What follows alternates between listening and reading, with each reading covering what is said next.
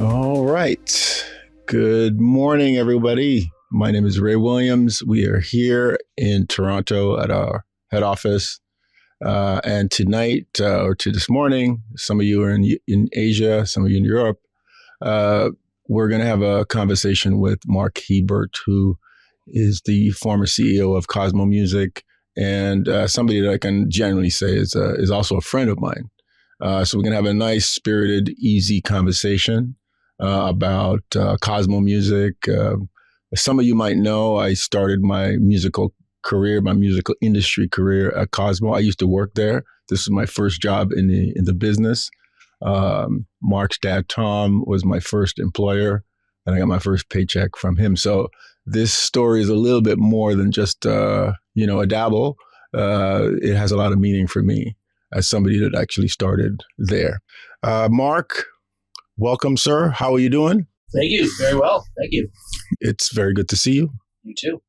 So what are you doing? You don't have to run the store anymore. You started when you were, 13? When I was a little kid, even younger than that. But yeah, it's been an adventure. Yeah, I've known you a long time. I know your dad. I know all the people up at Cosmo. Jerry Hunt, he was one of my managers. You guys are like family. And I got to say, I would not have guessed that we would be having an interview about this topic. I just saw Cosmo Music as like I would die and Cosmo would still be around. I just thought it'd be forever. I thought it was like a forever company. And I guess I think so of many of the companies we deal with. Like they're forever companies. But Cosmo Music is gone. I mean, it's taken over by Lon McQuaid. And today I just want to kind of retrace some of the steps to see what happened to this company that I thought was a forever company. Okay. So first, let's, I don't want to start at the end. I want to kind of go back a little bit. Tell me about the beginnings of Cosmo Music. Sure. We started in 1968. Mm-hmm. My father started. It was a guitar importation kind of distribution company. I think the gap he saw in the market was I think it was mostly Italian and Japanese produced guitars. And he had a small distribution company in Downsview in Toronto. That quickly morphed. I think he had more people. It was on Shepherd. Just before we go on, what motivated him? Was he a musician? Yeah, he was in the Air Force. He was a musician, so he's an Air Force mechanic, and he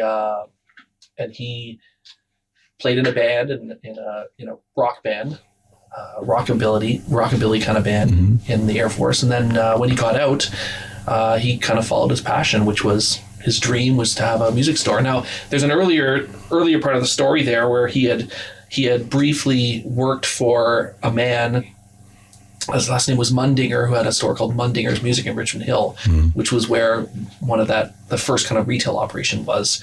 And he'd volunteered his time for this man. So when it came time for the Mr. Mundinger to retire, he approached my father and said, "Hey, I always remember you. You volunteered your time here to work. No one's ever done that before. Do you want to buy my store?" And so they kind of worked out the deals. And that's when he moved from Downsview into the downtown core of Richmond Hill. So there was a store there already. Yeah, it was a store. I don't know how long it had been there. I think they primarily sold accordions. Mm-hmm. It was called Mundinger Music. Mm-hmm. Okay. So this was what, in the 70s? Yeah, that would have been in the the end of the 60s, early 70s. I don't think the Downsview distribution facility was there for very long. I think he found more retail customers are coming in off the street to buy guitars than he was actually selling to other stores. Mm-hmm. Okay. So he actually started in distribution. That's kind of interesting. I always thought he was a retail guy. Well, I mean, it's funny that we ended our life as Cosmo Music with Launch Music as a distributor as well. So mm-hmm. we had gotten back into distribution. Okay. So then in the 80s, you guys got that store at 16th and Yonge Street. Yeah, I think it was 86. Okay. To the kitty corner to Hillcrest Mall. Mm-hmm. At the time, that was the big mall in York Region. But yeah, Hillcrest Mall. Hillcrest Mall. Yeah. And that was a great location. At the time, that was a big store. At that time, music stores were small. Mm-hmm. So that was a big store compared to what most music stores were. And it was innovative. Like the way everything was displayed, it was totally different than what had happened in the past. So that was a huge step forward for us when we opened that store. And you were just born at that time. I was a kid. I remember when we bought that location. I remember running around. So I would have been, probably 8 or 10. I remember running around that, skateboarding, because we gutted the whole thing. It was a Parkway department store prior to that. So I remember skateboarding and rollerblading around inside the store when it was gutted, and how it all kind of got built out as a kid. So I remember all of that. Yeah, I actually remember seeing you as a kid in the late 80s in that store. You're not that much older than me. Come on. You also would have been a kid. I was a kid. I definitely was a kid. All right. So that location, I think, was it was right across. It was the main hub, the biggest, longest street in Canada, I think, Yonge Street. Yonge Street's actually the longest street in the world. Okay, it splits Toronto in half. It's a place that every retailer wants to be on, and you are on that street. Mm-hmm. All right. What could possibly go wrong? Nothing went wrong. Expansion, that's what went wrong. But we started growing off that street. I mean, that store was a certain size. I think it was 8,000 square feet, and we were growing. We were growing real fast. So we rented one of the stores in the plaza next door. We at one point had a place in Concord. I remember that location simultaneously. Then we opened up Scarborough, and then we opened up a band. It was basically a brass and woodwind department warehouse / offices on Newkirk, also in Richmond Hill. So at one point we had 3 or 4 locations within a small geographical area, and then we had the store in Scarborough as well. So we had spread out. Now most of that was because of growth. So that Richmond Hill location was bursting at the seams, and we needed more space. But then the Scarborough store was kind of an attempt to start branching out into more locations. And then at some point you moved to the Fiorenzo. 2008, yeah. So But why would you? Well, my question is, why would you leave that area, Yonge Street, which is the hub? You really like? I really like Yonge Street. So I think moved to. I'm not saying there's anything wrong with the location you moved to, but it was not Yonge Street. Yeah, Yonge Street that's kind of it's kind of like the Main Street kind of concept, and Main Street's kind of slowly died off. I'm not saying Yonge Street's died off, but it is a central core. You're right, of the city. But with suburbs growing, like stores eventually went off Main Street and into more suburb style plazas, and that location couldn't grow. It was zoned the way it was, and the city wanted to change it to high density residential, because again, that whole Yonge Street corridor, like our building now is gone, and they put like a 40-story residential skyscraper there. So the city didn't want us to build there. We couldn't build what we wanted to build, which is the 60,000 square foot superstore, and consolidate all of our other locations into the one. It wasn't possible there. So we had to go off track. Mm-hmm. And I mean, the money we got for that location was a high value for real estate, and it partially subsidized the construction of the new store. Now, at this time, are you in the company in a management capacity, or is your dad still running the show? I'm in the company, definitely. So I started. That's a good question, actually. Before we go to whether your dad was. How did you move from the kid that was running around the store into your position up in the management offices? That's a good question. Some kids have a propensity to like to work, and like to make money, and I like to be productive. And I just happen to be one of those kids. I think it's just chance. I mean, I have kids now, and some of them are, and some of them aren't that way inclined. But I wanted to work, so I scheduled all my high school time, my high school credits, around getting as much time off as I could. I made my lunch at the end of the day. I'd take whatever days I could off. And every moment of every day, I was working when I wasn't in school. In the store? In the store, yeah. Yeah, so doing all sorts of stuff. I even had a bunch of several pop machines that I ran in each of the locations, and I would fill and sell pop as a kind of a side gig. But yeah, that was my childhood growing up. Like I was interested. I was genuinely interested. Now, did I ever think I would run the family music store? No, I think as a rebellious child, I was thinking, or as a rebellious teenager, I'm going to go out my own and build my own store. And I think back then the dream was a hi-fi stereo store was kind of what everybody wanted. Everybody had, ghetto blasters with CD players. And so in my mind, I'm like, that's where the future is. So I didn't see myself doing that, but it's just, I slowly grew into that and worked in every possible facet of the business, from the warehouse and shipping and receiving when I was a kid, pricing, when we used to have pricing guns, and we used to price every single string pack, and, cleaning the store, and then into the office duties like payables and receivables and inventory entry, back when we had to key in every single item that came in and out, and every single invoice, and then just gradually grew and grew and grew until I kind of organically grew into more of a technology kind of role, where I think when I got out of post-secondary. Okay, but before we go there, you got to tell me about that part. So eventually the answer to the previous question is that you gradually worked your way in by learning from the ground up all aspects of the business. Yeah, and I don't think that there was no intentionality to that. Right. It's just the way, like, oh, this person's on vacation,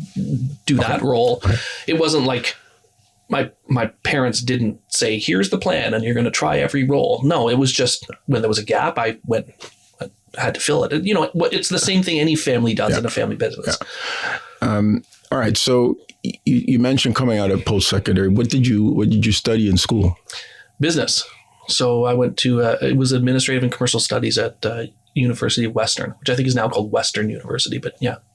So that kind of made it possible for you to see yourself as a business administrator at Cosmo. Yeah. I think what you learn at university, it opens your mind. So it less or so gives you kind of organic, detailed instructions on how to run a business, but allows you to open your mind to think of ways to be bigger. And I think probably school is where I learned things like always portray yourself as being bigger than what you actually are, and marketing, the way other people see you, and how to become global and things like that. Like it's instead of kind of progressing from the small town mentality of like, here we have a store and people walk in and they buy a pack of strings. Like it's bigger than that. And that would be what was required to even start the website at that time, right? Or say, hey, let's build a destination location. Let's not confine ourselves to just Richmond Hill.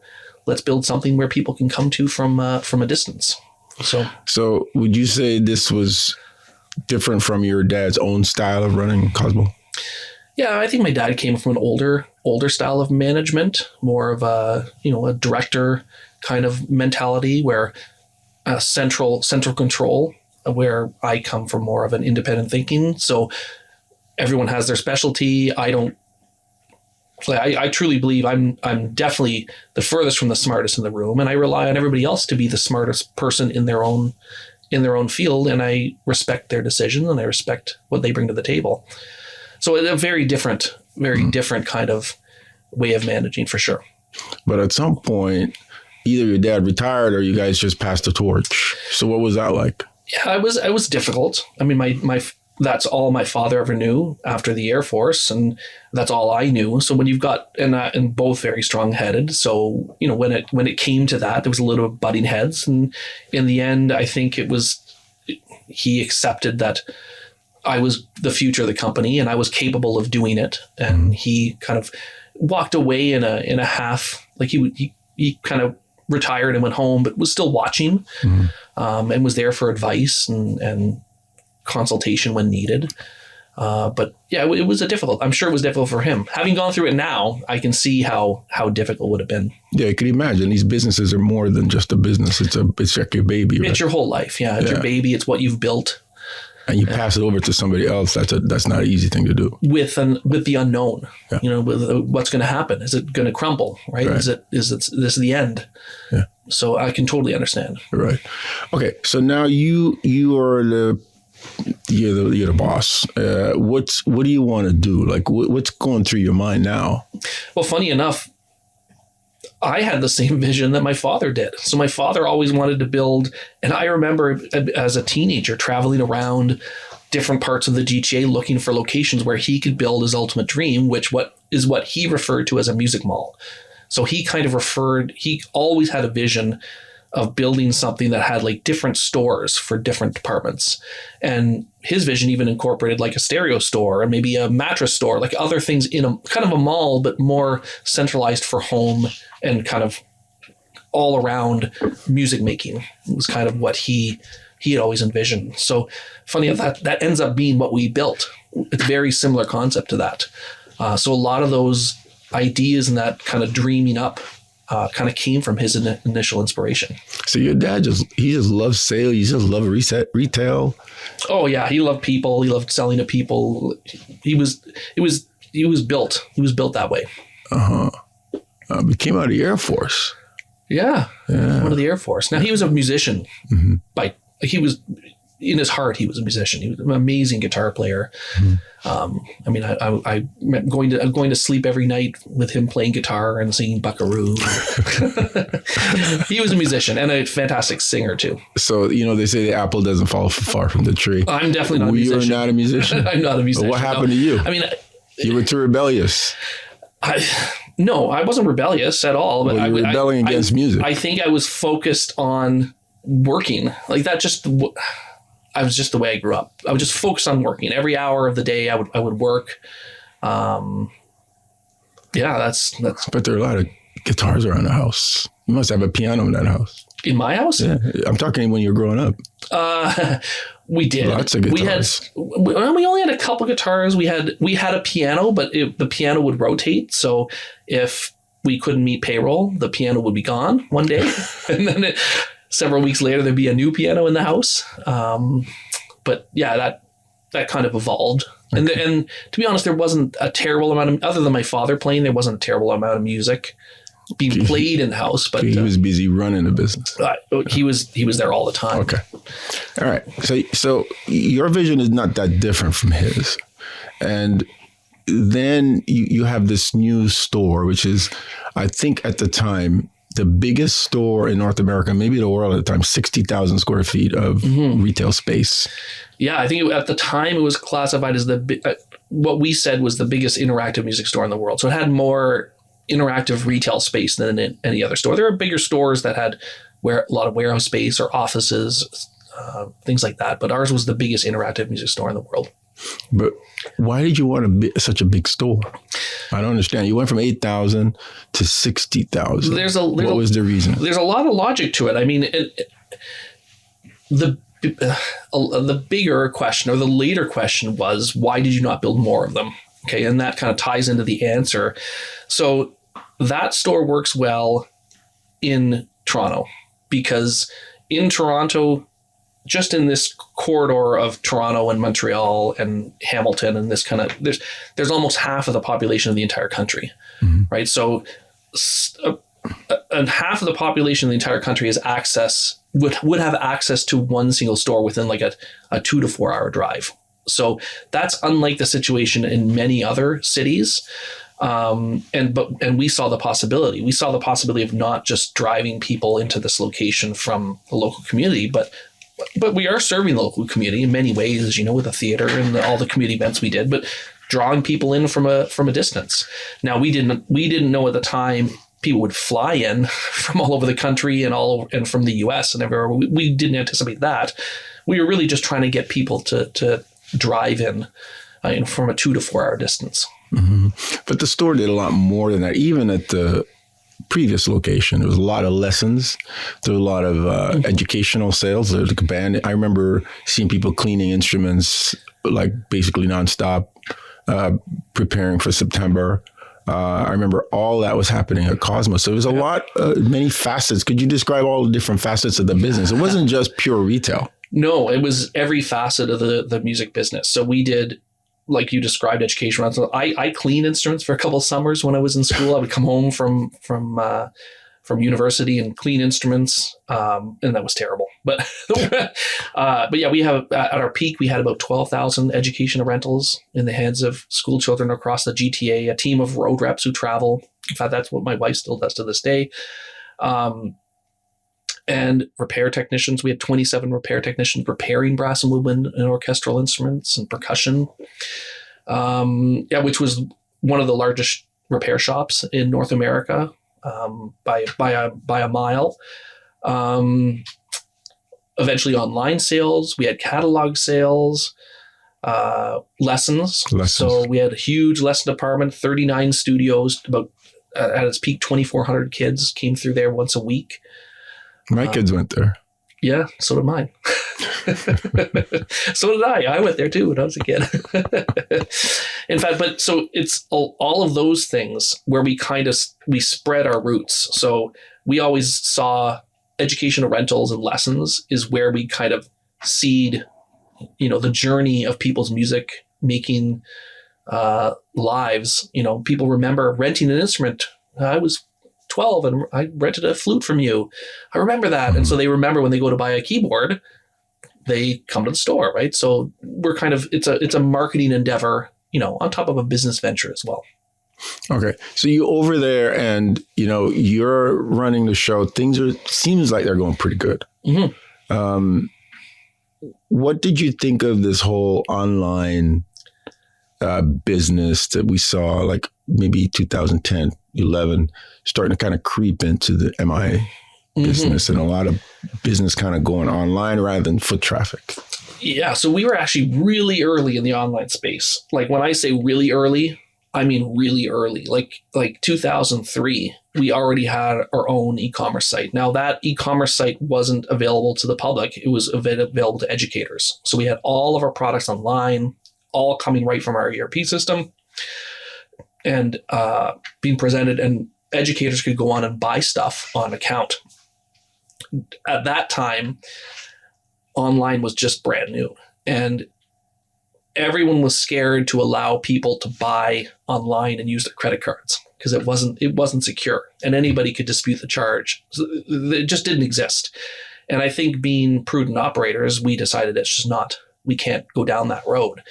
But we had the infrastructure, so it was all built. So we kind of already had a clear understanding of what was necessary, through product enrichment and how difficult that was, how the connections and integrations that had to be made to your ERP system, make it work seamlessly. So we already knew all that because we built it all. And then we built the plan was to build a new building. So in 2008, we built the 60,000 square foot mega store.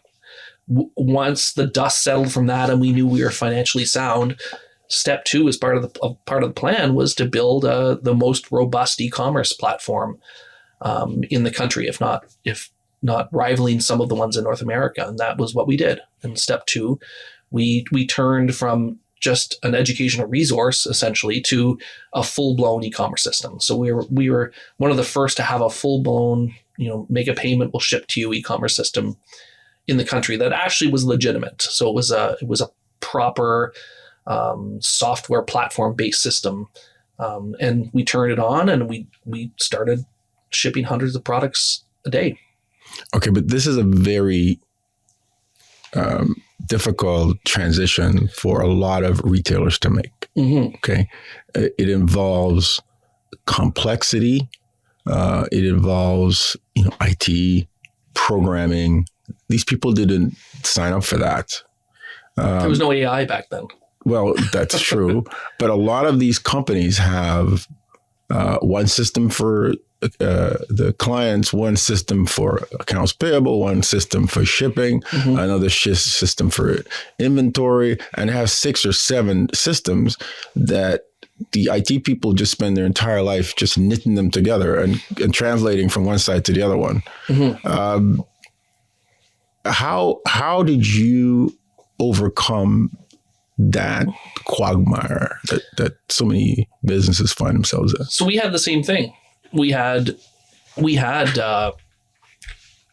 tons of integrations, and everything worked kind of disparately from each other. And he needs it to be closer. Yeah, that's good. Everything worked disparately from each other, and we had all these integration platforms. And like you said, it was like a spider web of complexity. It was terrible, and that's how it was for years. Was integrations to put your ERP platform to your e-commerce solution to your things that communicated to customers, your CRMs, and you were always chasing your tail with these integrations that continuously failed. But it was difficult. So that comes from the sort of gradual add-on. You get a new, you take a new direction, you add something, you tie it to this. Another direction, you add something, you tie it to the two of those things. And after a while, you get this kind of spaghetti mess, jigsaw puzzle of these tools and these platforms. Yeah. And then you get trapped in there.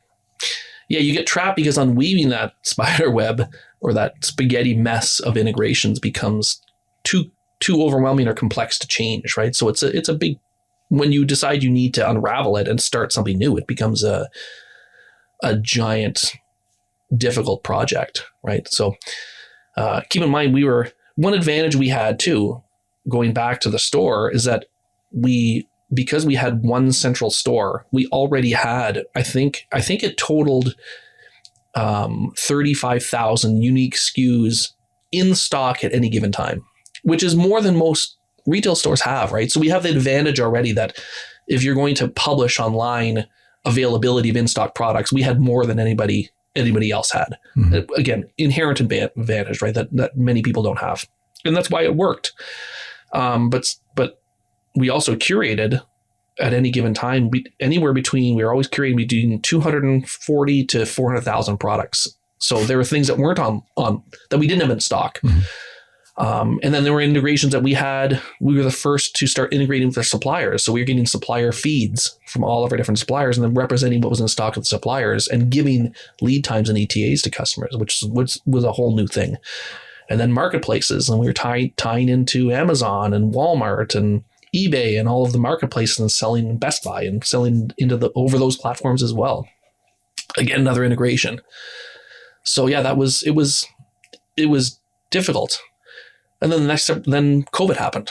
So okay, but before we go to COVID, we came along, Exchange came along and thrust yet another requirement on you and another request for integration. Yeah. So a lot of the objections that we have from retailers around the world is always their IT is busy. And we know what their IT is busy doing. It's just stitching together all the existing platforms that they're using. That's right. And so what did you think of Exchange when we first came up there and bothered you with it and tried to get Exchange TV, all that stuff going? What were your what did you think? I thought it was great. Well, you and I already knew each other, so we kind of had a relationship. So it wasn't really you selling something because I trusted you. So you said something was good and things are successful with it. I trusted you.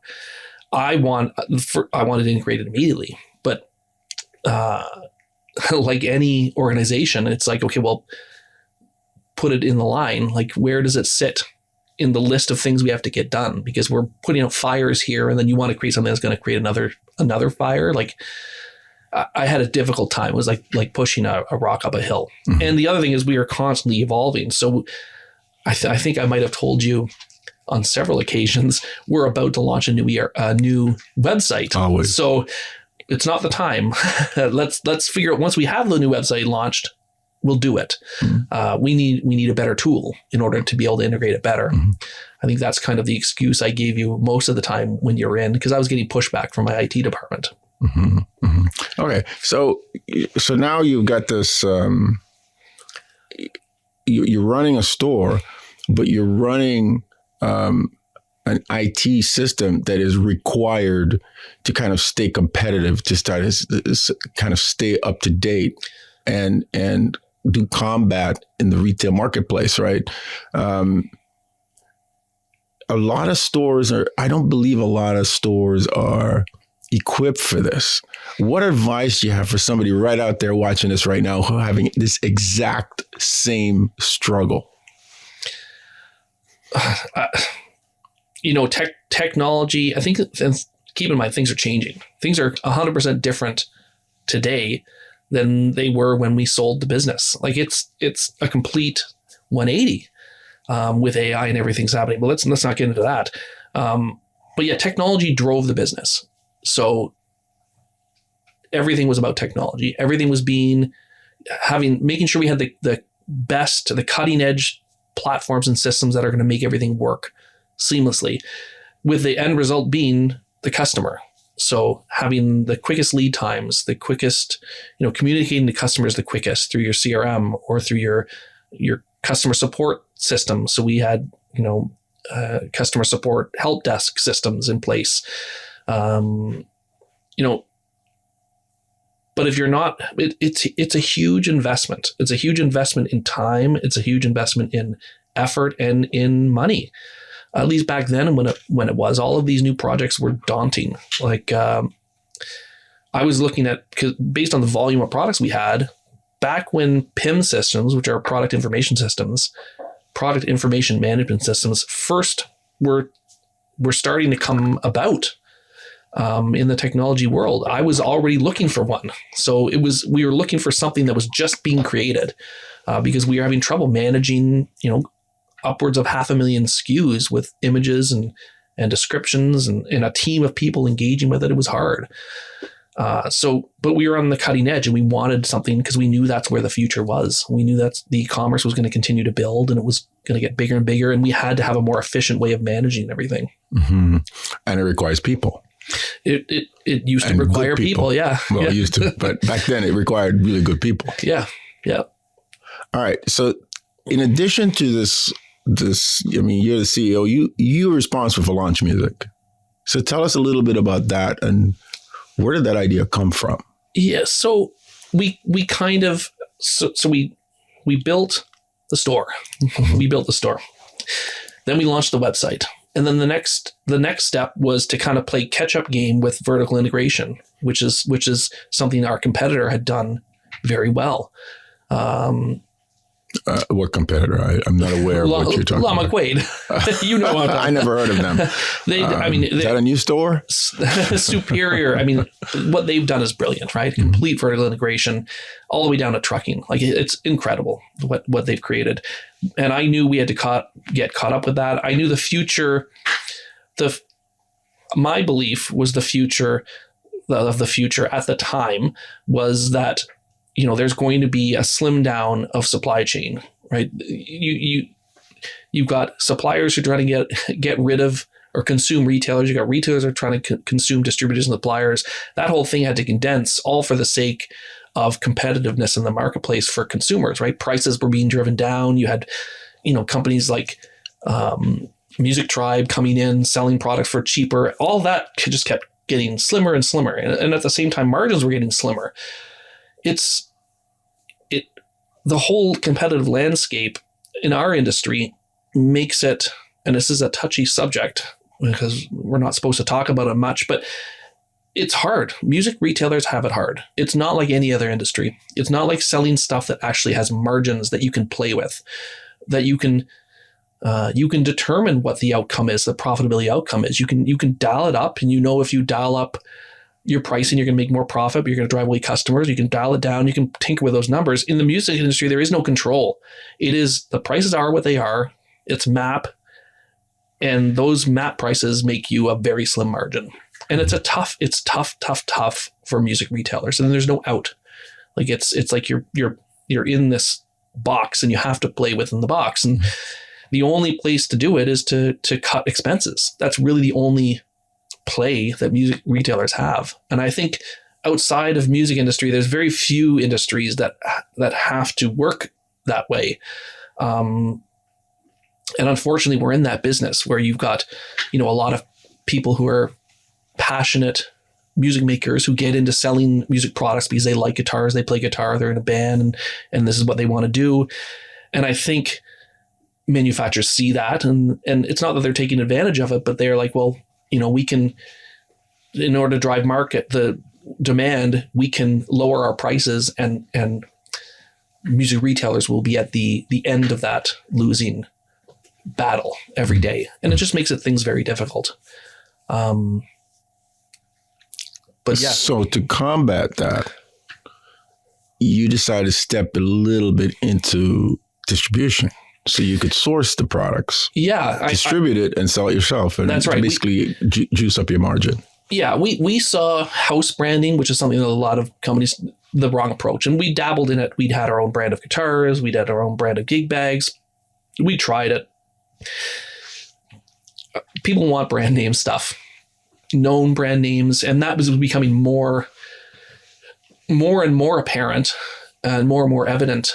Big companies like Fender, they were really pushing direct to consumer, not sales, but marketing direct to consumer to drive customers. And that was just becoming a bigger and bigger force to be reckoned with. So house branding, we knew it wasn't going to work. But what we did know would work would be if we could distribute products and not only increase our margin, or at least have, margin on the distribution side and the margin on the retail side, but our mentality about the distribution truly was, and we talked about it internally all the time, was how do we help other music retailers? We didn't want to be a competitor. So, and I know that was a difficult conversation.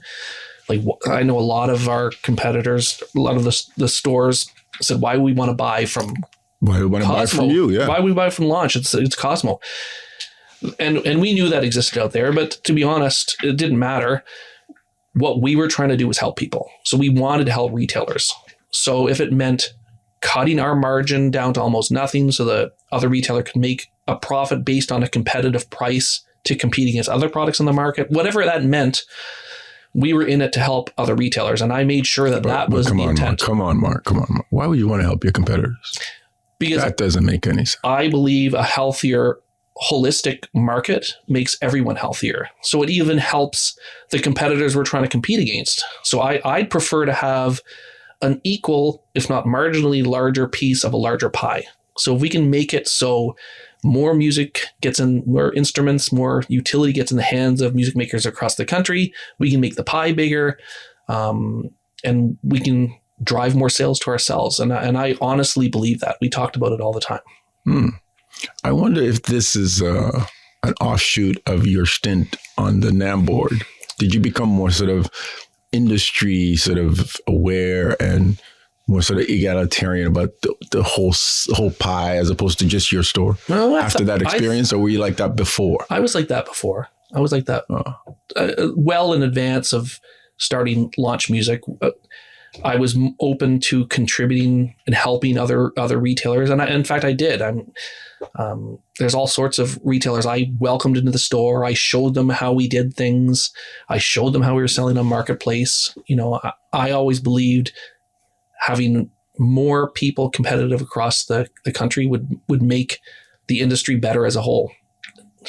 Giving consumers options, and we always had a mantra within our customer support team that if customers called us and wanted something that we couldn't easily provide them, so either we didn't have it in stock or couldn't get to them quick enough, then they were to look up the local music store and suggest that the customer go there. And so we were trying to drive customers to local music stores, right, in order to support them, because that was important. Okay. So how did it go? I mean, like the Launch Music, and how did you, now looking back on it, how would you assess your entrance into the distribution business? I'd say it was good. I mean, we ended up collaborating with FK, and we kind of merged those two companies. Howard Kaliski, great individual. He's still around. Him and I still are friends and talk all the time. And we assumed most of the brands that he had.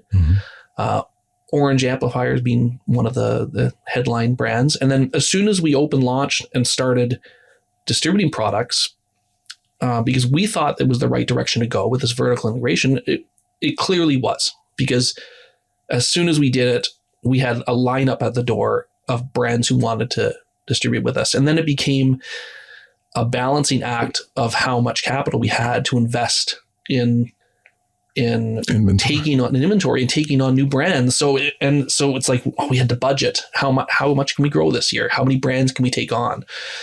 And then when you have a line of brands at the door waiting, right? Because they really only had one of two options. If they believe in this vertical integration model, there was only us and our one competitor who was doing the same thing to go with.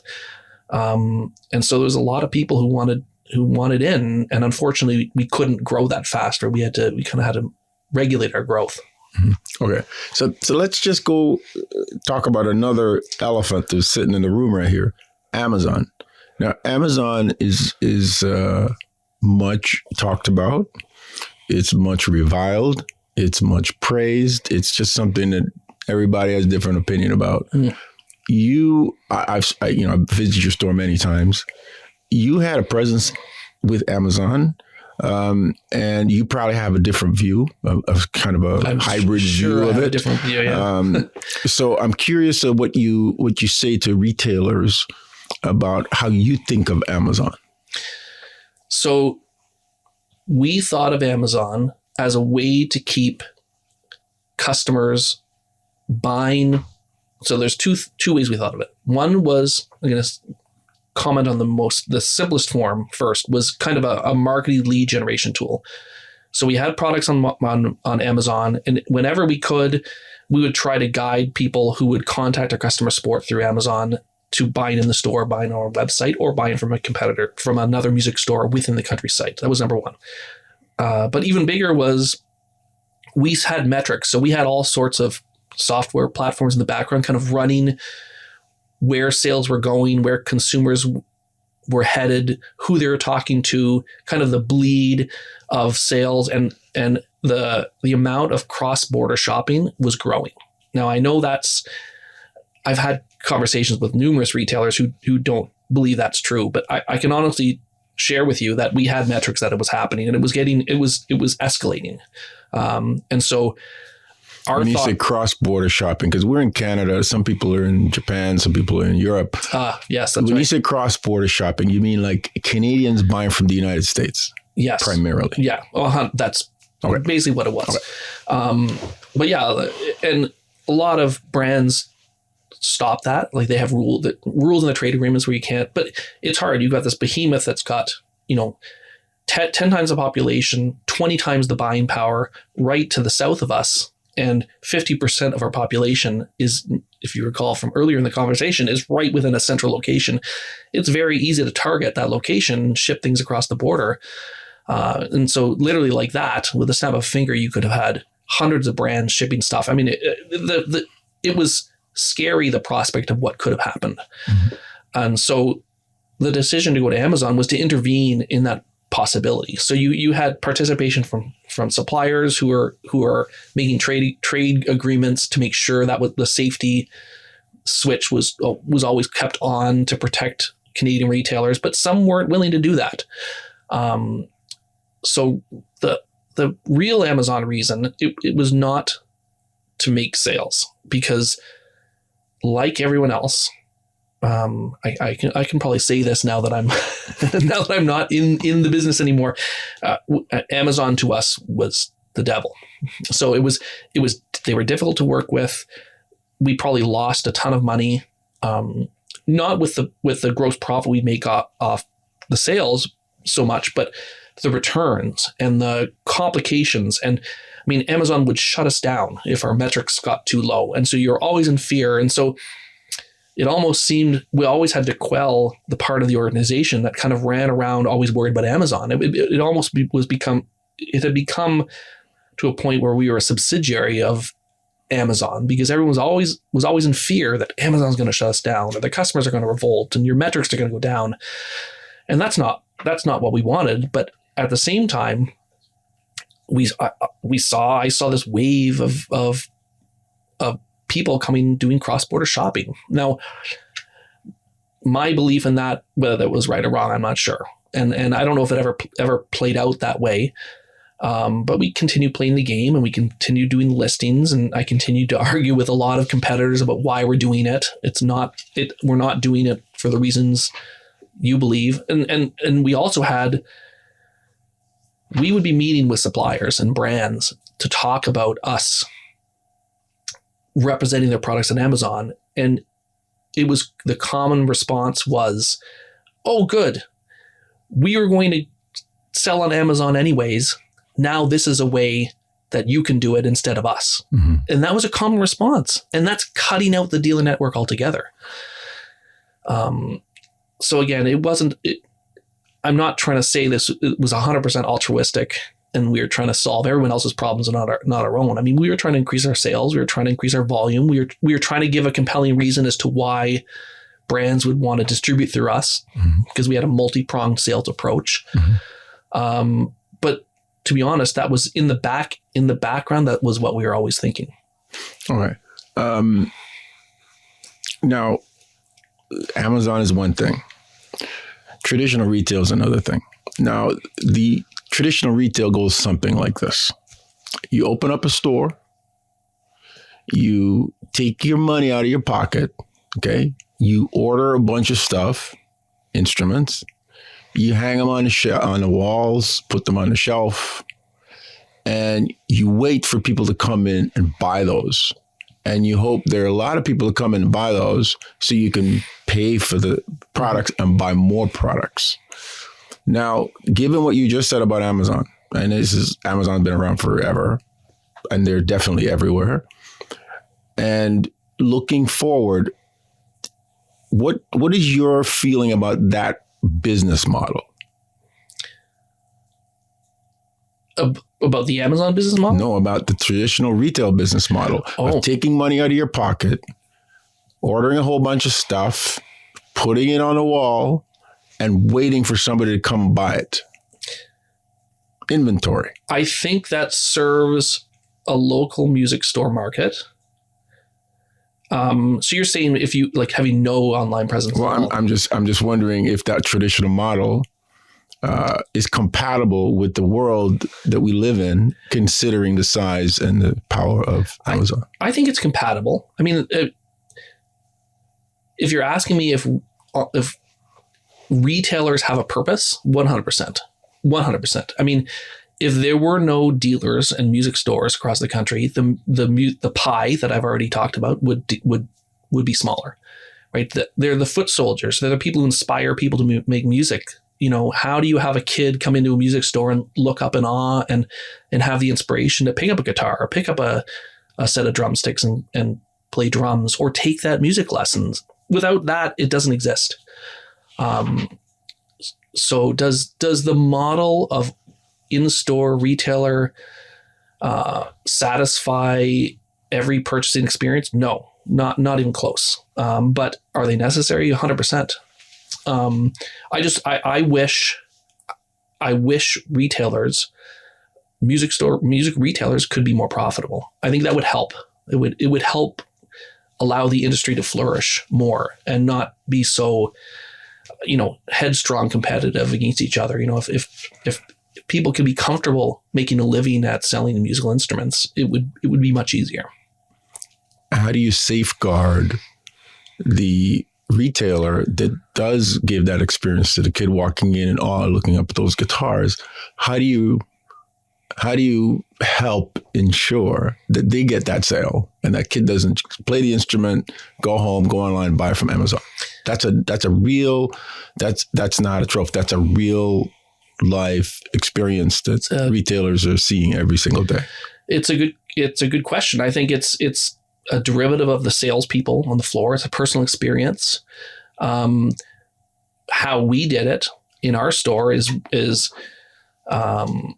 we built out kind of experiences in the store. So you know how the store was. We had all sorts of unique things within the store that was different from any other store, from the, glass that you could see the repair shop and the technicians working, to the Plek machine that was doing robotic fret dressing, to the theater, the 250 person theater that we had clinics and masterclasses and shows, and we had a cafe.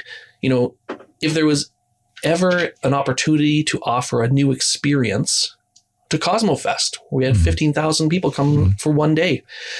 Whenever there's an opportunity to give an experience, we looked at it seriously, and usually that was a cost attributed to marketing. So we would implement an experience within the store, and it would drive consumers to the store to build an ecosystem. So it was people coming to the store, they'd have a coffee, they go play in the virtual acoustic environment room that you could dial in any kind of environment and hear what your tone sounded like.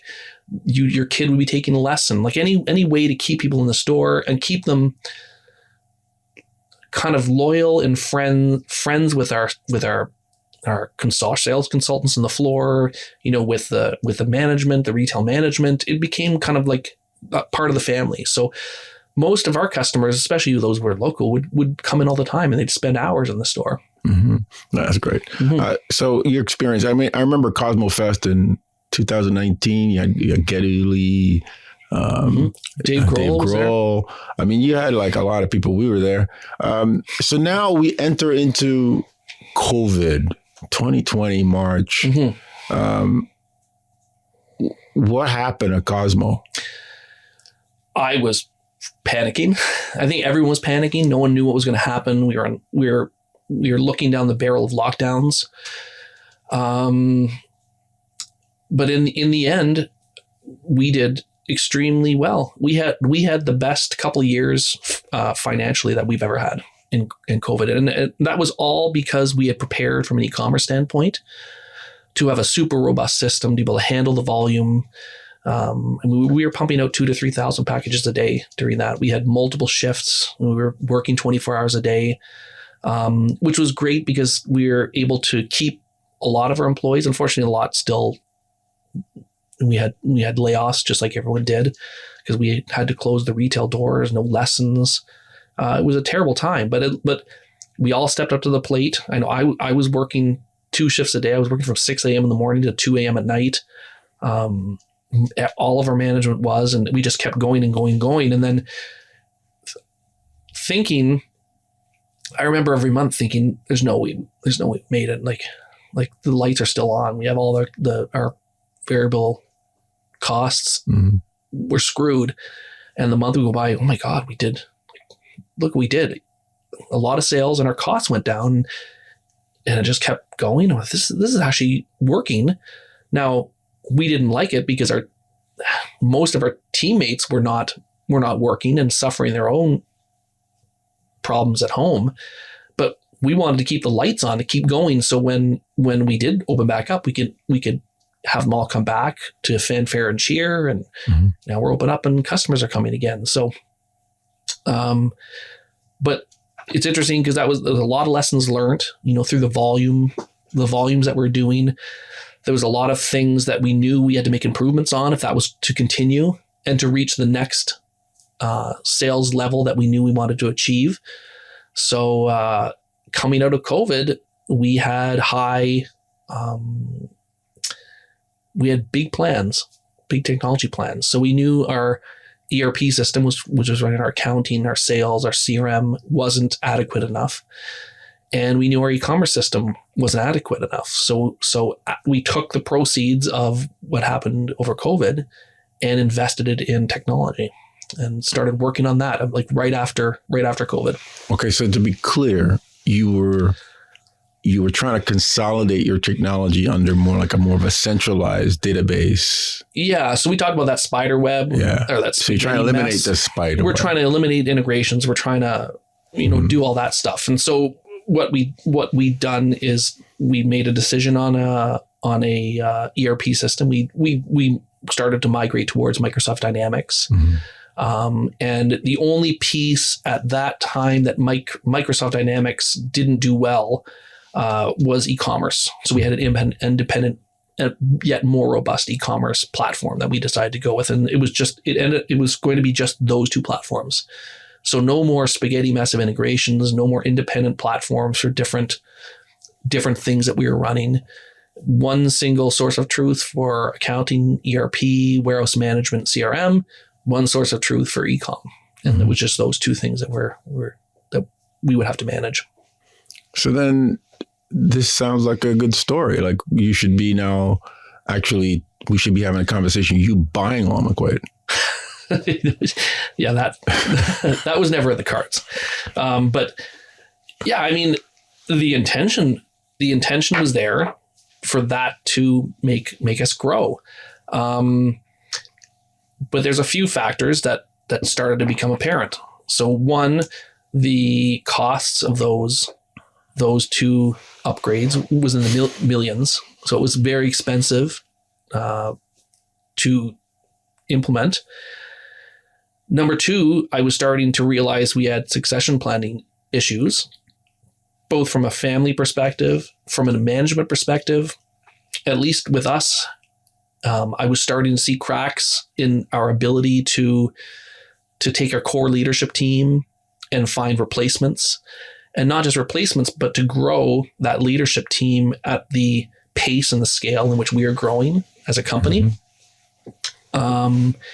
And then simultaneous to those two things happening, we started to see poor economic conditions. And so we weren't prepared financially, because typically we go in cycles. We all know in the music industry, it's a different cycle than the rest of the economy. We see these cycles, these ups and downs. And because of what was going on with the technology platforms, I didn't feel we were fully prepared for the next downward cycle. And so not only that, So to be clear, you felt coming out of that COVID bubble that we were in a down cycle? So no, not immediately. We took all the proceeds from the COVID bubble and invested them. In hindsight, maybe I would have said, listen, I think economic troubles are coming. Let's hoard that, and let's not invest in technology and wait out the next several years and see how things go. But I didn't. I said, listen, we're broaching, $50 million a year. We need platforms that are robust enough to handle that, because we don't want to disappoint our customers. And the reality was the platforms that we had couldn't handle the volumes that we were doing. It couldn't handle half the volume of that. But we were making it work through a patchwork of systems, and our IT department was constant fires. Like it was difficult on them. It was difficult on everybody. We needed to upgrade the platform. So that was the decision we made. We did make the decision to invest in those platforms. But now you for some reason, your intuition was, or your reading of the economic situation was, that we were not looking at rosy times in the future, correct? Yeah. So we started to see, while I was negotiating a potential sale, was when the actual unrosy economic times started to happen. Those discussions had already started. Thankfully, I was already in the throes of those talks when we all started to see reductions in sales, and everything was happening on a global perspective. Now, not only that, but I had already started to have discussions with other CEOs and people in my networking groups about the long-term future, what's happening in the 30s, or what's to come. This is before AI was the word AI was even mentioned in conversation, and I didn't have optimistic thoughts of what was to come kind of in the medium-term future, like in the next decade or two. So I was worried about succession planning, internal and external. We just spent millions of dollars on upgrading our infrastructure, and I believe poor economic times are coming in the medium-term future, and we are already seeing a downward pressure on the current economic cycle, and that only furthered my thought that it's time to get out. And it's a terrible. I mean, we all know.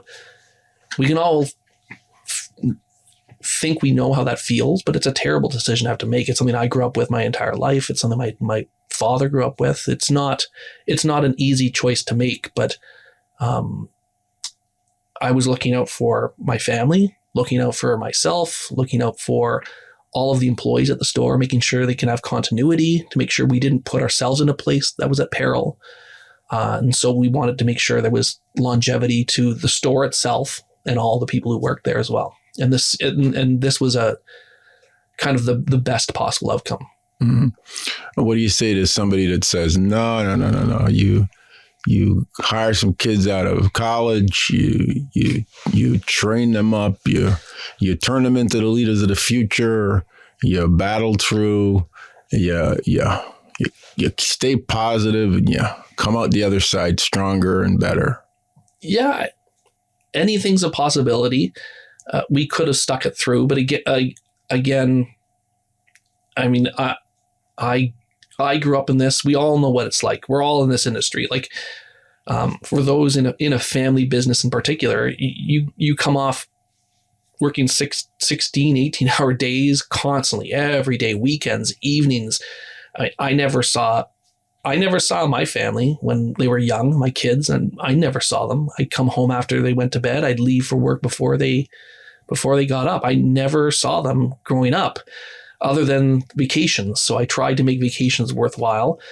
And I'm seeing another cycle of this coming. I'm like, I don't want to do that. I don't want to put the burden on my management team.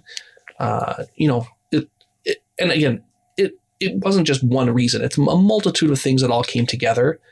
And in the end, every time we took a different perspective, or just like the executive team kind of discussed, what about this? What about this? And it always turned in that direction. Like we have to go that way. So it wasn't like one reason. It was like every reason pointed in that was the best option to move forward. Now, speaking of your executive team, I know some of these people. Jerry was my first boss way back in the best people in the industry. Actually, John Abata was my first boss that I moved to Scarborough, and Jerry was my manager over there. Mm-hmm. And Rudy, I know Rudy from way back then as well. How long these people will work at a Cosmo? Because this is way back. It's funny. I think you. It's like 40 years or something. Ray, you're the only person who left Cosmo and didn't come back. and I'm being serious. Everyone else. It was kind of an internal joke. Everyone would leave. We called it their training. So someone would go and work somewhere else for a decade, and then we would say they'd come back. They would always come back, which was great. It's a family, right? And the family isn't just your own store; it's the entire industry, right? Because it's a small enough industry that we know everybody. So I know when I took the seat. The CEO seat at the store, it might have been selfish, but all the people that I grew up working with, I was laser focused on getting them back. Like the people that I spent 10 years as a kid and then a teenager, working clean instruments, working part-time, working in the warehouse, all those people that left, I'm getting them all back. Like all the best people, they're all coming back. And as we grew, we hired whoever we could. Now I believe we had the best people. As every leader believes they have the best people, but I sincerely think we had the best people in the industry, from Jerry to Rudy to everyone else, from our accounting staff to our warehouse staff. We had, if you try, I'll argue with you for hours on whether all of our people at our store were the best, and you'll never win. Well, I'll definitely vouch for Jerry and Rudy. These are some stellar people. Mm-hmm. I'm sure all your competitors would love to have them. And all these people are now retired. Mm-hmm. So a lot of them are retired. So you didn't see a way to replace any of these people? No, we had ongoing succession plans. Like Jerry had a fantastic successor. Dan McCauley, his assistant buyer, became our buyer. Amazing person, and he learned from the best. So how could he not be unbelievable? Mm-hmm. So we had little things going, but at the same time we were growing. We didn't need one new buyer. We needed three new buyers, mm-hmm. right? So you've not only got a problem of replacing the best in the industry and creating new bests in the industry, but then you needed two more simultaneously. So mm-hmm. It was, again, only one of the issues moving forward, but definitely a complicated problem. Okay, so now you just decided you're gonna sell. How does that feel? Like, what do you feel after you make this decision?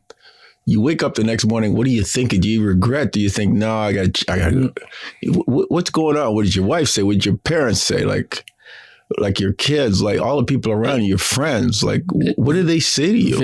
A very sensitive topic. I mean, with me and everybody else, I had sleepless nights, stressful. I mean, I'm not anxiety prone, or I don't suffer from mental issues, but I'd say that was probably the hardest time in my entire life. And I raised with my wife. My wife raised 3 kids, and that's hard. Mm-hmm. This was the hardest thing. Like worrying about if the current team members are going to get jobs coming out of this, or like what's going to happen if my parents are going to, have enough to be able to survive. All those things you lay awake at night worrying about. And it was terrible. And then questions from your kids, well, what are we going to do now? This was our future, all that stuff. And not having a home, like the store was our home base. It was our second home. Now we have there's nowhere to go now. There's not a second home. You're not driving to work every morning. You don't have a routine. I mean, on and on. It's very, very difficult. I'm still going through, like, I'll be honest with you. I haven't been into the store since it transitioned. I just can't. It's too difficult. Mm-hmm. And I remember asking you earlier, and I think we both agreed it was too soon. Mm-hmm. It's too soon. But reflecting, you still think this was the right pathway for this 57-year-old institution called Cosmo Music. 100%. So I have little tangs of regret here and there. Like all of a sudden I'll wake up and say, oh my God, I could have done that. I should have done that. I could have done this to keep it going. But in the end, that's when I call Rudy or talk to Jerry or other people. And it's like, we have a conversation. It's like, no, it was the right call. So it was 100% the right call. Now, the one thing that makes me question is AI. Mm-hmm. So I'm deep in AI. I'm building stuff in AI now, and I understand the power and the possibility of it. And I have thoughts like, well, what could we have done? Like knowing that we could have solved a lot of our technology issues with AI. We could have built all sorts of software platforms because we were bleeding edge when it came to technology. What we could have done with AI would have been magical. Then I hit myself and say, no, this was the right call. It's all the issues that we had don't go away because of AI. So it was the right call. Now, the big question is the future of MI retail. This has just been a question that's been bounced around for over a decade since we saw all this online stuff. Things are always changing, to be fair. I'm old enough to remember when MIDI was considered a fad. I'm old enough to remember the days before. I mean, computer was never seen as something that belonged in a music, studio. So things are always changing. And I remember the internet changed a lot of retail. So things are changing. But what do you see going forward from here for music retail? You're somebody that's been in this thing for most of your life. I mean, you grew up in the store. What's the future of the traditional MI retailer, big city, medium-sized market, small market? What do you see going forward from your own perspective? Mm-hmm. So, like I said, I'm deep involved in programming AI now. So, for many months now, I've built websites. I built an ERP system. I'm in offshore staffing now. So. With a couple partners, which we can talk about in a minute. Yeah. But one thing I would, and I'm going to answer your question. One thing I would warn everyone is please understand what AI is and the power that it has. And I'm not talking about going home and Googling, how to change your light fixture or plan me a trip to Niagara Falls. No, I'm talking about like deep understanding of what the possibilities are, what it can build for you, only to understand the jobs it will replace. Because I think in order to understand how your organization is going to look like in the future, you need to have a firm understanding of what roles will be there and what potential new roles will become after AI is implemented. So that being said, I have a very optimistic view of retail, musical instrument retail.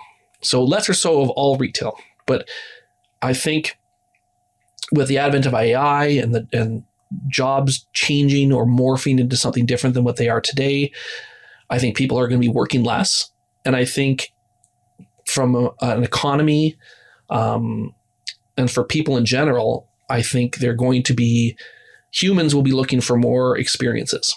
So we're going to move from kind of a product-based economy to more of an experience-based economy, and people are going to be traveling and looking for things to do with their family, which is a great thing. They're going to have more hours, right? Because they're working less. And one of the things they can focus their energy on is music. So I think unlike in the past, where we may have chosen to sell musical instruments because it was a passion of ours, because we were in a band and we love guitars and we load up an inventory despite what every accountant tells you, and you sell guitars and it's great. Now it might actually become an economically feasible business to be in, because a lot of people, I think, are going to be driven to create music. You've got the advent of AI and how it creates music in different ways. But that's not what I'm talking about. I'm talking about people spending time learning to play piano, learning to express themselves. And I think that's going to be important. And I think it's good for our industry. But I think what's to come is probably very good. Okay, that's a very good answer. Now, so what are you doing now? Like what is consuming your day? You talk about this HR, or you're hiring people. You're starting a different venture. Yeah. Explain a little bit of what you're doing. I did a bunch of things. I wrote some children's books over the holidays and published them. I co-authored them with my kids. Well, that's pretty nice. I mean, you get to spend some time with them and create something that's going to be there forever. They say I did it all and just put their name on it. And they don't like the fact that they're on Amazon. Amazon as authors now. I actually looked at some of the books in preparation for this, and actually some of the earlier posts that you did on LinkedIn. I checked it out. It's very, very good. I think it's neat. It's neat. Very cool. It was just a passion project. Mm-hmm. And then I worked at a golf course. I mean, I was getting in a rut of not getting out and walking. Do you like golf? No. You don't play golf? I'm not a golfer. You don't play golf, you don't play music? No. What do you play? Well, I was playing business. that was the problem. But I was getting to the point where, I mean, I'd fixed everything in the house. I'd done everything I possibly could, and I needed to get out and move and do stuff. And so I won't tell you the whole story, but I ended up working at a golf course because they needed me. And it was at a back shop. In the back shop. So I was cleaning carts and carrying members clubs and stuff, but I was getting out and getting exercise, and I'd come home. I'm not the youngest person anymore. I come home sore, very, very sore. It was like I went to the gym for 8 hours straight is how I felt every night, but I think it was good for me. And then something that had occurred before we sold the business kind of came back up, and I'll kind of talk about the origin story because it's kind of interesting. Kind of the Remington. Mm-hmm. I like the shaver so much I bought the company kind of thing. But when I was part of a CEO group called Tech Vistage in the States, and so we sit down every month with a group of CEOs, and one of the CEOs in our group had taken his company, and now he was a fully digital company, only selling e-commerce, and him and his brother had transformed their company from having all of their employees here in Canada to opening offices in India, Philippines, and China, and having all their employees offshore. And it was costing them a fraction of what they're paying their people here. And so I was watching this like, oh my goodness. I mean, here, when you're in the industry, and again, this is touching back to what we were talking about early on in the conversation. We're in an industry where you can't control pricing, which gives you very little control over your margins. Expense expenses and how you can cut those becomes a primary consequence. And so I'm like, this is something I can control.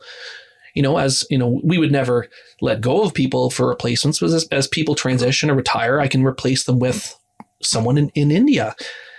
And so we started looking at it. It took Rudy and I about a year to say, okay, let's pull the trigger. Let's do this. And when I went back to talk to my CO friend, he's like, oh, your prior interest in my venture actually made me create a company. So I created an offshore hiring company since I last spoke to you. I'm like, wow, that's great. Can we still do it? He's like, yeah, 100%.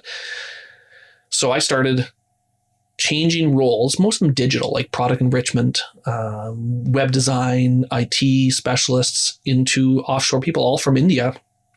I think in the end, we had 11 or 12 people offshore in India working, and we were saving well over $1 million a year in payroll expense, which was for us was huge. So you mean your own staff?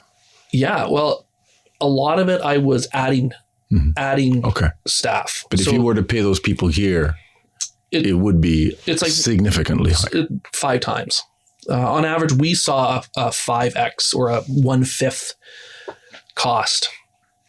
So fast forward, that was amazing. And the other thing is the way he was treating the hiring of these people was identical to the way that we hire staff here. And we came out of COVID, where a lot of these jobs, we still had remote people. And so it was common. Like I was working partly remote, like most of our team was remote. So it wasn't unlike in the past, pre-COVID, we could never fathom hiring someone from India and having them work, because everyone came to the store every day from 9 to 5. And that was just what everyone did. But now that we had the COVID experience, it became natural. And so it started happening, and these people are unbelievable workers. They start being part of your team, and you treat them, and they become same as if they would live down the street, like exactly the same. So it was a great experience I had. So fast forward, after we sold the business, maybe 6 months in, one of the CEO brothers says, let's go out to dinner. So him and I went to dinner, and he said, hey, what do you think about running? Like, I'm going to carve out the division, that offshore labor hiring division. What do you think about running it? And I'm like, I'm not looking for a new job. I'm not looking for a career, and especially not looking to build a new business. I'm looking to slow down. Like after a rough life of working so hard, I don't want to work hard anymore. I'm okay with working. I just don't want it to be 16 hours a day. And I'm fearful, because I know what my personality is like, is if I get into something, I'm going to get in deep, like, and I'm going to work my ass off. Like, it's not, I can't help myself. So I'm like, oh, let me think about it. And it was back and forth. We went, and it ended up, we signed a deal, and the brothers and I co-owned this new rebranded. So we rebranded it Higher Mountain. So a double entendre there, like HIRE Mountain. And I had already recommended it to a bunch of peers, music retail store owners in the States. So I think 6 or 7 music stores in the States are using it.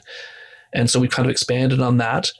And what are they using it for? To do what tasks? So we were using it for, again, like I said, IT, product enrichment, web development. We had procurement assistance, so purchasing assistance, accounts payable, customer support. At one time, I think we had 3 or 4 customer support people. And that's basically what I've got different retailers using it for different purposes. One's got an accounts payable, it's accounts receivable clerk, and we've got some with development people, customer support. And it's at this point, it's seamless. Like even, there's no reason not to at this point. Even some people have more, we're Canadians, so we're already embedded in kind of a very deep multicultural society. So accents don't bother us here, but in the States they do a little bit.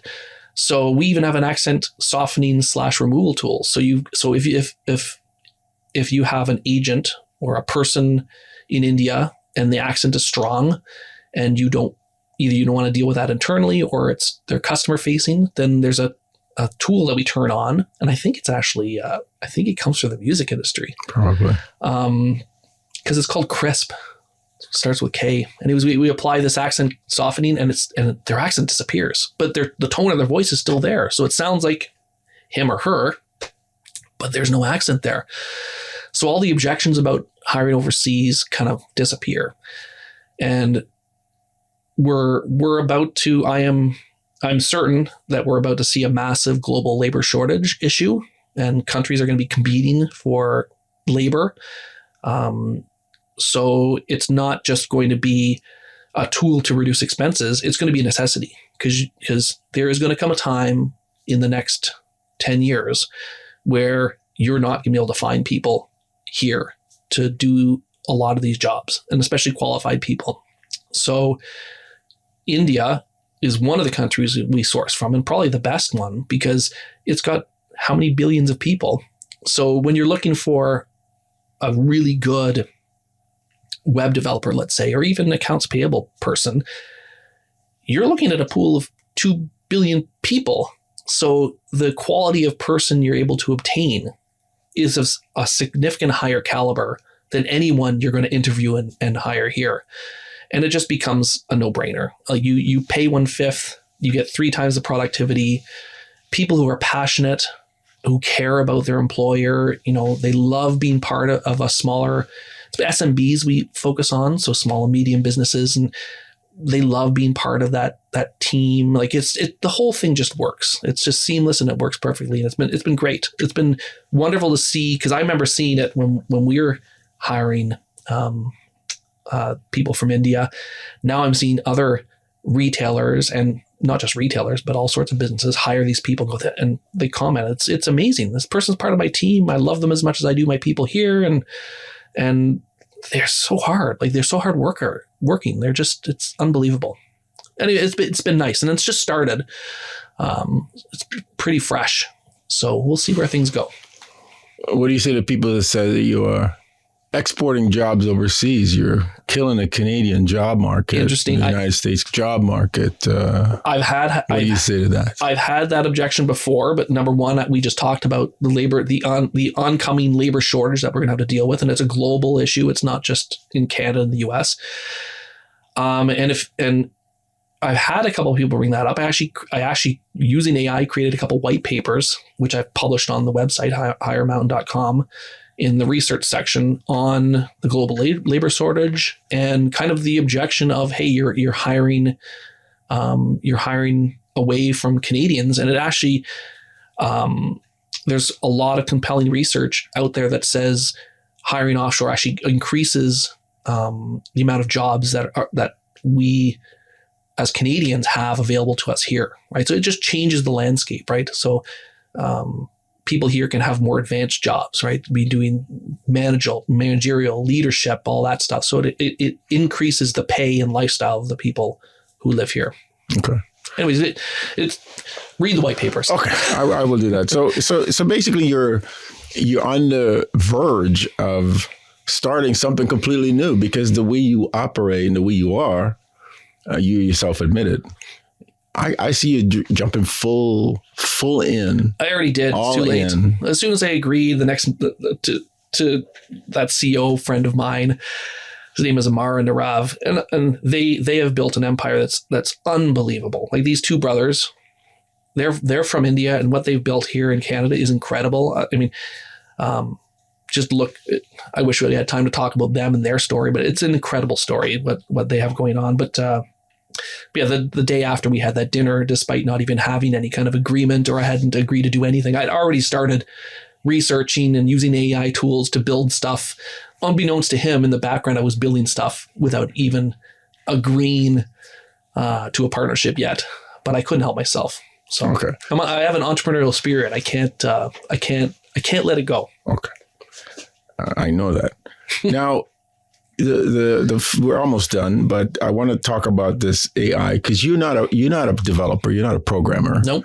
So what do you mean you're programming with Claude? Like, how do you become a programmer? You tell me. I didn't anticipate.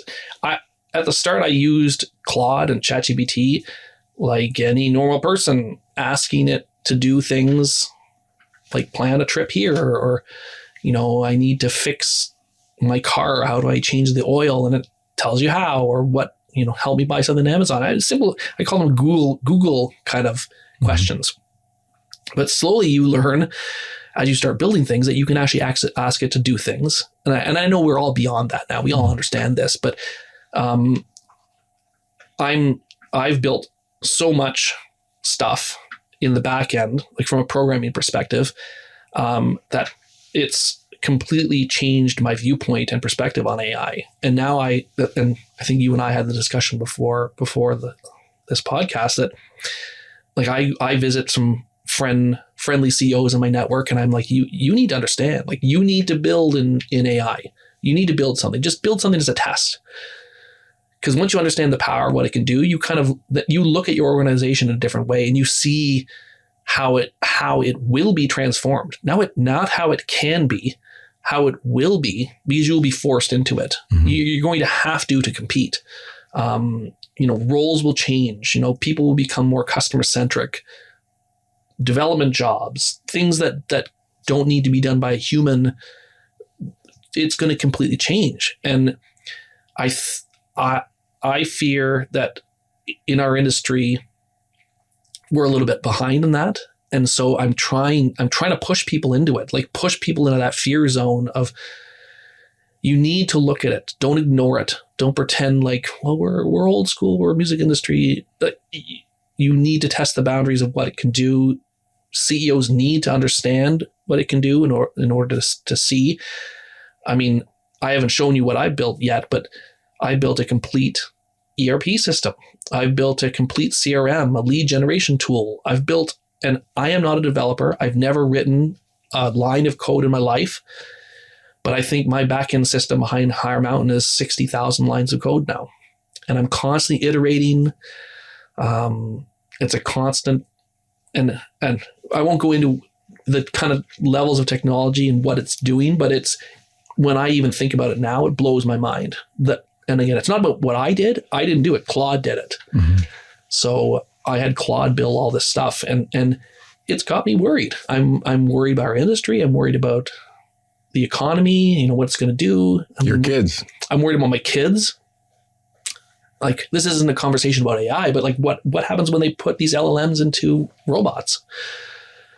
Well, there's companies already building. You got BYD, you've got Tesla already starting to build factories that are going to build robots. So, I mean, I think I used to think to myself, well, I'll get my kids into trades. That's the best option for them, right? Electrician, plumber. But I don't know if I believe that anymore. Like you put an LLM, like a AI model in a robot's brain. What's to say it can't do plumbing and electrician work? In fact, what's to say it can't do it better and it can work 24 hours a day, right? So, I mean, that's a whole other conversation. Mm-hmm. All right. I've got too much time to think now. Right? All right, well, that's good. That's a good thing. Yeah. Well, first of all, man, thank you for coming in. I have a much better understanding of what happened at Cosmo. And, we have a lot of members on here. I don't know if we have much time for questions. We've already exceeded our time. If there are any questions for Mark, you guys can post in the chat. While they're doing that, what is sort of the last sort of advice you have for because this is XCHANGE resellers. They're all over the world. You can see there's a question there. What questions? What advice do you have for them in general while we pursue some of these questions? As music retailers, yeah. Number one, what we just talked about. Make sure if you are the owner operator, if you are at the executive level of the team, make sure you understand the power of AI because it's going to transform our industry. Just make sure you know and have a clear understanding visual. I mean, that'll be step one of understanding how your business is going to transform over the next little while. But have faith because I'm optimistic about the industry in the future, as I explained earlier. And I really think there's a lot of positive outcomes that can come from the industry as a whole. And I think if we all share and focus, utilize NAM as a resource, participate as much as you can. Let's as a group, I don't want to lose my NAM connections and my industry connections, but let's as a group try to push the whole industry in a forward momentum toward a good future. Understanding that people have more time. Let's figure out ways to get people to use their time to make music. Let's figure that out. Okay. Together. We have a question. If you could go back in time, what would you change? Also, are you happier now doing things in AI? What would I change? And I assume happier than being in the store. What would you change? I don't think I change anything. I think things kind of panned out in the way, looking back, that I'm thankful the way they panned out. So I don't think there's anything I could change. I had a pretty good career and did a whole bunch of things, and I'm grateful for all the things I did. What was the second part of this question? Oh, are you happier now doing things in AI? Am I happier? No, I'm not happier. It's exciting, but I still have a longing for the industry. I mean, I'm still a NAM member. I still have our company registered as a NAM company. I don't know where, but maybe I'll do something in the future. I don't know. And I don't want to lose those ties. So every day I have a longing. I mean, I went into a 50th birthday party on Saturday. You're 50? No, I am. I'm 50. I didn't know you were 50. I'm almost 51, yeah. Oh, wow. But I went into a friend's 50th birthday party and just looking the band, it was live music in a band, a fantastic band, and looking at the instruments, it makes me long to come back to the industry and spend every day looking at people making music and happy, and that joyfulness is gone from my life, and I wish I could get it back. And who knows, maybe one day. Yeah. So maybe happy or no, but excited for what the future holds for me and where I go, and my wife and I and my kids. I love looking at what my kids are doing. All three of my kids, funny enough, are in music in high school. They're all taking music specialty in high school at a music and arts high school, which is crazy to think about how that happened.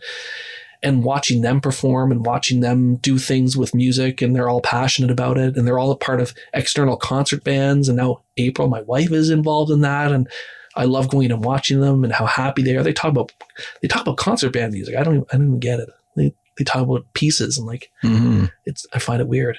Well, final question, and this one is a little bit personal and sensitive. Your dad was the first guy to give me a paycheck in this business, right? Yeah, don't you wish he never sucked you into that? I remember being interviewed by him this way back.